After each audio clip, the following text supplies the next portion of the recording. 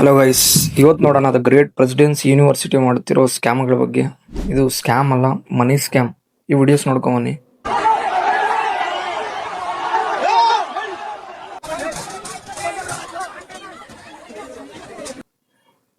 ಇದಕ್ಕೆಲ್ಲ ಕಾರಣ ಏನಂದರೆ ನಾನು ಹೇಳ್ತೀನಿ ಕೇಳಿ ಒಂದೊಂದಾಗಿ.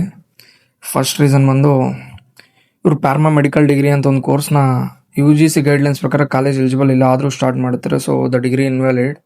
ಇದೊಂದು ಫ್ರಾಡು. ಸೆಕೆಂಡ್ ರೀಸನ್ ಬಂದು ಒಂದೊಂದು ಕೋರ್ಸ್ಗೆ 40 ಸೀಟ್ ಮಾತ್ರ ಅಲಾಟ್ ಮಾಡಿದರೆ 60 ಜನದ ಹತ್ರ ಫೀಸ್ ಕಟ್ಸ್ಕೊಂಡು ಫೀಸ್ ಕಟ್ಟಿದ್ಮೇಲೆ 20 ಜನ ಟರ್ಮಿನೇಟ್ ಮಾಡ್ತಿದ್ದಾರೆ. ಆ್ಯಂಡ್ ಥರ್ಡ್ ರೀಸನ್ ಬಂದು fees. Backlog fees 1K per subject, attendance ಶಾರ್ಟೇಜ್ಗೆ 10,000, non technical degree 1.4 lakh per year, technical ಡಿಗ್ರಿಗೆ 3 ಲಕ್ಷ ಪರ್ ಇಯರು. ಈ ಎಜುಕೇಷನ್ನ ಕಂಪ್ಲೀಟಾಗಿ ಬಿಸ್ನೆಸ್ ಮಾಡ್ಕೊಂಬಿಟ್ಟಿದ್ದಾರೆ. Justice for those students. ಜೈ ಹಿಂದ್. Follow for more.